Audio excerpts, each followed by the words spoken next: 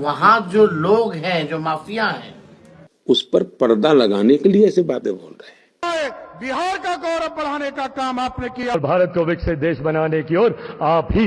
बिहार विधानसभा में जनादेश को लेकर के काफी कुछ एनडीए में एक माहौल बना हुआ है कि एक्चुअली में सीएम पद देना है तो किसे देना है, इसको लेकर के पूरी तरह से खुलासा जो जिम्मेवारी लेने को तैयार है नहीं हो पा रही है। चिराग पासवान बार बार कहते हैं कि हम मुख्यमंत्री नीतीश कुमार के नेतृत्व में यह लड़ाई करेंगे और इसमें पूरी तरह से उसको साथ देंगे और सीएम बनाने की बात करते हैं। बिल्कुल सही बात है, अच्छी बात है। अभी उनका कोई है भी नहीं, एक भी एमएलए नहीं है। अभी वो चुनावी जंग में पूरी तरह से अपनी ताकत झोंकने में लगे हुए हैं। जिस तरह से अपने 100% स्ट्राइक रेट को मेंटेन किया है, उसको लेकर करके अभी कुछ अपना दबदबा बनाने की कोशिश में है। तभी जाकर के वो अपने सारे पत्ते भी खोल सकते हैं। क्लैरिटी अभी नहीं है कि कितने सीट आ पाएंगे और कितने सीट में वो खड़े होंगे और कितने सीट वो जीत पाएंगे। हालांकि वो दावा कर देते हैं कि 100% स्ट्राइक रेट मेरा कंटिन्यू रहेगा और मेरे उम्मीदवार जहां जहां उतरेंगे वहां पर जीत पक्की हो गई। उसको लेकर के नए नए उम्मीदवार भी खड़े इकोनॉमिक ग्रोथ की बात करता है, जो के दल में शामिल हो रहे हैं। अब लोक जनशक्ति पार्टी का एक जनादेश भी बढ़ने लगा है।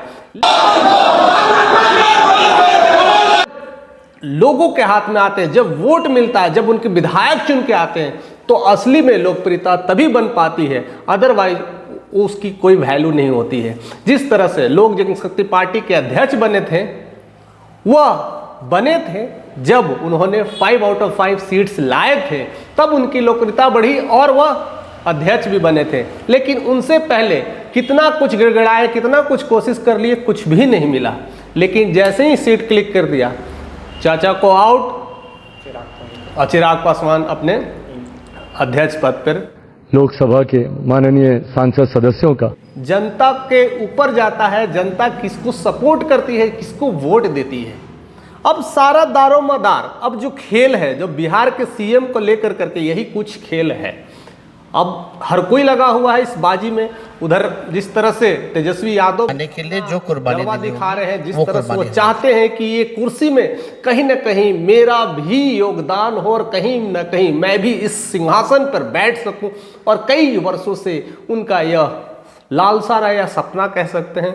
हर कोई का सपना होता है जिस इस पार्टी में आना चाहता है और काम करता तो होता ही है, और उसको लेकर के कई सारे बुलंद आवाज लगा रहे हैं। भाजपा के एगो केंद्र में मंत्री है ना, सारी चीजों को पटल पे लाने की कोशिश कर रहे हैं। बट जनता किसके साथ है ये तो वक्त ही बताएगा और आने वाले इलेक्शंस ही डिसाइड करेंगे। फिलहाल आते हैं नीतीश की तरफ। नीतीश भी अपने दमखम में जाने जाते हैं और 15-20 सालों से राज कर रहे हैं, तो इस बात को समझ रखते हैं कि हमें वोट जो मिलता है किस किस क्षेत्रीय दलों से मिलता है, किस किस जातियों से मिलता है, हर चीजों का वो समीकरण बन। जहाँ जहाँ लोग पढ़ाई कराते हैं, जैसे उन्होंने मजबूती से पकड़े हुए शिक्षकों को, और शिक्षकों में 5 से 10 लाख का शिक्षक है, उनका कंट्रीब्यूशन मिलता है और वहाँ से उनको कुछ ना कुछ सौगात दे देते हैं और कुछ ना कुछ ऐसी चीज़ें दे देते हैं जिससे सारे टीचर्स एट द एंड खुश हो जाते हैं और शिक्षकों के पूरे जो परिवार हैं, 30-40 लाख का परिवार हो जाता है, वो अपने आप में एक वोट बैंकिंग सिस्टम हो जाता है।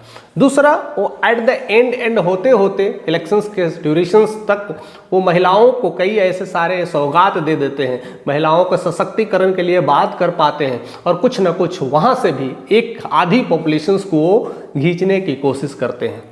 तो इस तरह से उनका एक समीकरण बना हुआ है, समीकरण को लेकर करके चलते हैं और अपने हिसाब से कहीं ना कहीं वो तीखे वार भी करते हैं और कहीं ना कहीं अपने सिंहासन को बरकरार रखने की पूरी भी कोशिश कर रहे हैं। मामला फंस के आता है बीजेपी को लेकर के। बीजेपी बहुत ज़्यादा बिहार में कुछ कर नहीं पा रही, कोशिश करती है बट लुढ़कड़ाते कहते ना, आगे बढ़ रही है, लुढ़करा रही है, अप्स डाउन चीज़ें चल रही है। कहीं ना कहीं यही दोनों मामले में आगे निकलते हैं, या तो तेजस्वी यादव निकलते हैं या तो नीतीश निकलते हैं। बीजेपी सेंध मारने के लिए बैठी है, लेकिन कुछ ऐसा रिजल्ट नहीं मिल पा रहा था। बहुत पहले मिला था, अब वो नहीं मिल पा रहा है। तो अब आती है कि ये कैसे मिल पाएगा।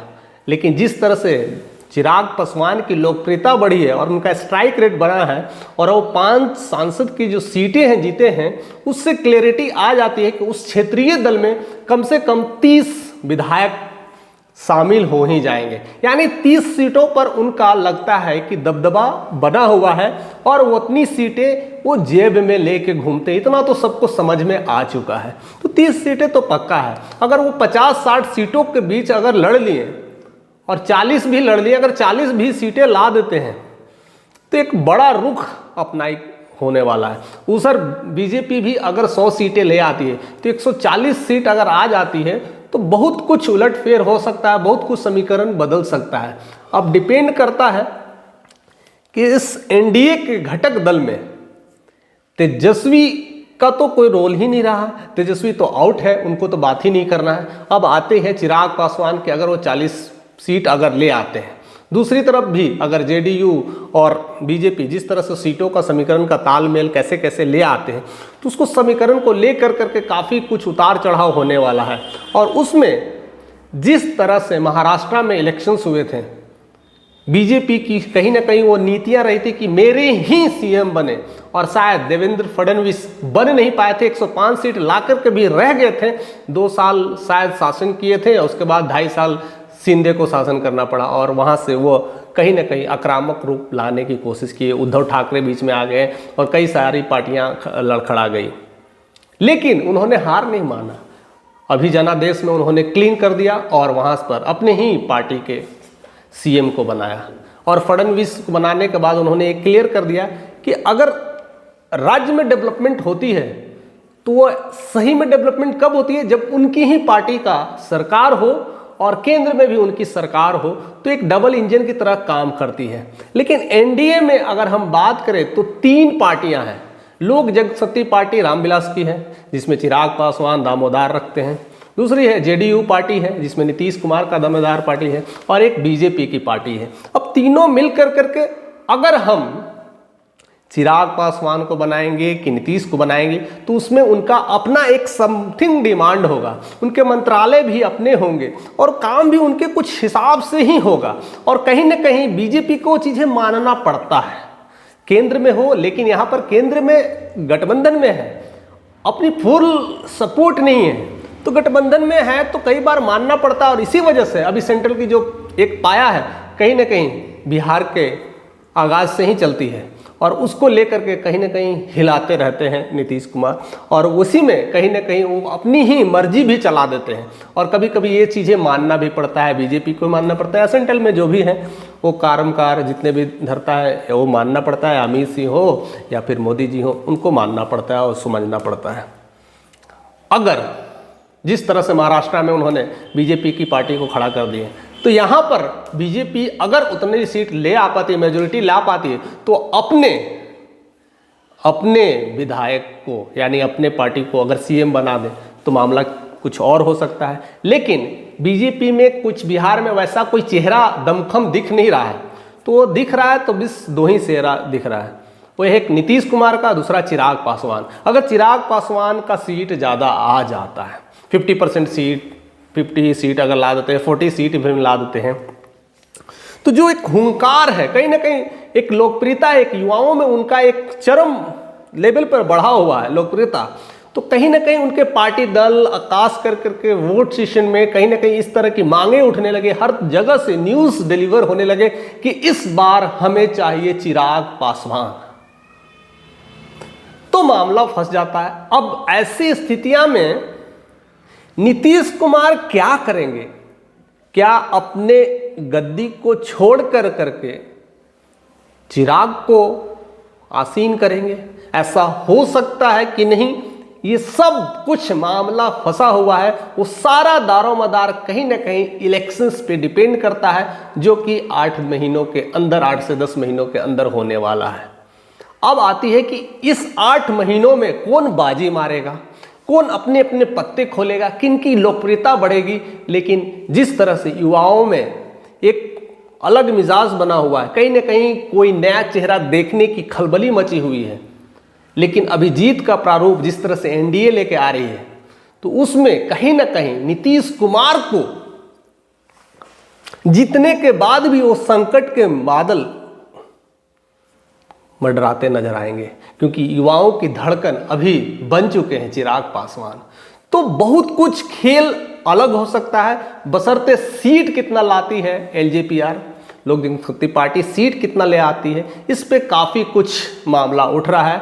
और ख़ास कर करके कई सारे युवा और कई सारे उनके चाहने वाले यहाँ तक ये भी कहते हैं कि संसद तो आपने बहुत खेल लिया, पिछले 10-15 सालों से आप वही खेल खेल रहे हैं, एक बार बिहार में भी एमएलए का भी खेल खेलिए और यहाँ पर एमएलए के सीट के लिए भी आप भी लड़िए, तो मामला कुछ और होगा और कुछ चीज़ें और बदलेगी। यानी बहुत कुछ ऐसी ही चीज़ें जो लोग उनके चाहने वाले हैं, उनके फॉलोअर्स हैं, उनके अपने हैं, जो यही उम्मीद करते हैं कि चिराग एक बार फिर से बिहार की धरती से खुद एमएलए के लिए सीट लेकर के वो लड़ाई करें और यहाँ पर आसीन हो। तो ऐसी स्थितियाँ और परिस्थितियाँ अभी कुछ भी नहीं कहा जा सकता है, क्योंकि अभी 8-10 महीने हैं। आने वाले आगामी 4 महीनों में यह बहुत कुछ पल पे रिप्रेजेंट करता है कि ऐसा क्या घटनाएं घट सकती है, क्या चीज़ें धरातल पे हो सकती है और आने वाले जो संभावनाएं हैं किस पे निर्भर करती है।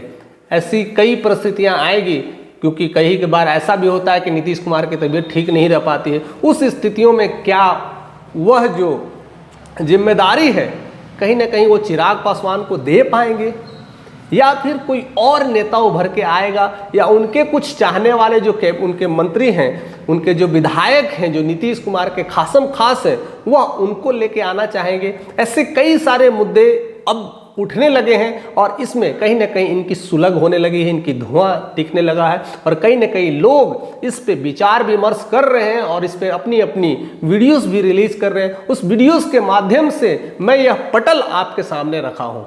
आप इस पटल की इस भूमिका को किस अंदाज में लेते हैं, आप उसके बारे में क्या सोचते हैं कि बिहार में इस बार क्या क्या घटना होने वाला है, किस तरह का खेला होने वाला है, किस तरह की लोकप्रियता बढ़ने वाली है और चिराग को कितना सीट मिलने वाला है या और कितना सीट जीत पाएंगे।